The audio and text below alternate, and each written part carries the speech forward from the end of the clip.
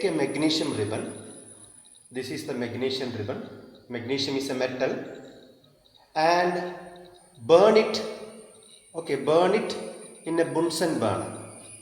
Okay, see how brightly it is burning.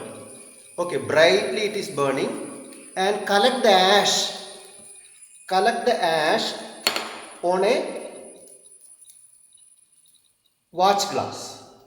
Okay, collect the ash on a watch glass. This white ash, okay, the white ash formed is the magnesium oxide. Okay, so when magnesium is a metal, when magnesium burns, it burns brightly and it produces a white ash. You see, this is the white ash. This white ash is the magnesium oxide. Now take this magnesium oxide, this white powder. Okay, just mix it well. Okay, take this white powder. This is the magnesium oxide. Magnesium oxide we have taken. Add little water. Add little water to the magnesium powder and mix it well. Okay, we are dissolving the magnesium powder or mixing the magnesium oxide, that white powder magnesium oxide, with water, and we will test this magnesium oxide in water, that is magnesium hydroxide is basic or acidic. We will test whether this oxide is acidic or basic. I have taken a blue litmus paper and testing this.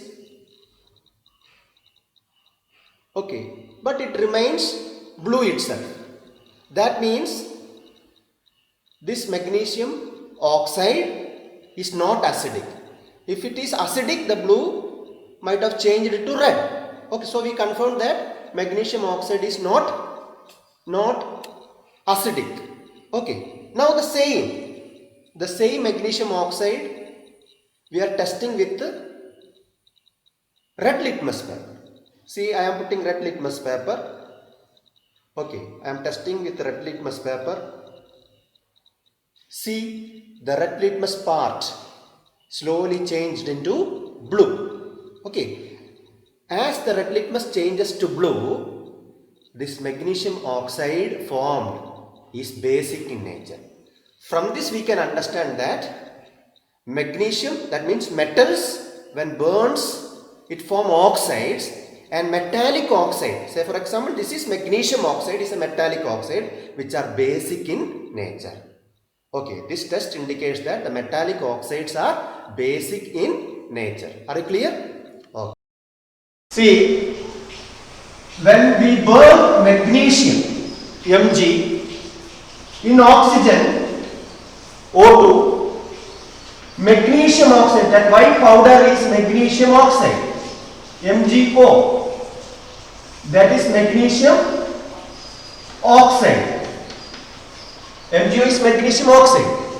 We took that magnesium oxide, that white powder, okay, then we dissolved in water.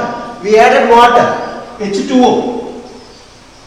That time we got magnesium hydroxide, MgOH twice. MgOH twice is magnesium hydroxide, magnesium hydroxide it is. When we test this magnesium hydroxide, the red litmus changes to blue, which changes red litmus to blue. That indicates that the basic oxide or the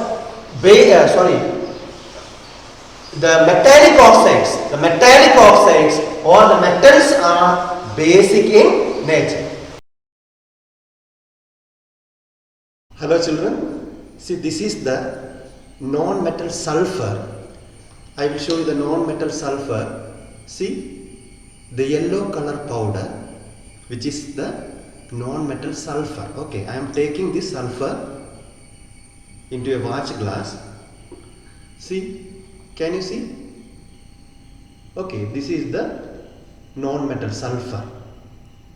Okay, now let us see what happens when sulfur is burned in oxygen. We will take the sulfur in a boiling tube and let us see what happens when it is burned. Okay, I am taking little sulfur. Okay, I am adding the sulfur. I am taking the sulfur in a boiling tube. Okay, this is the boiling test tube and I am adding sulfur to the boiling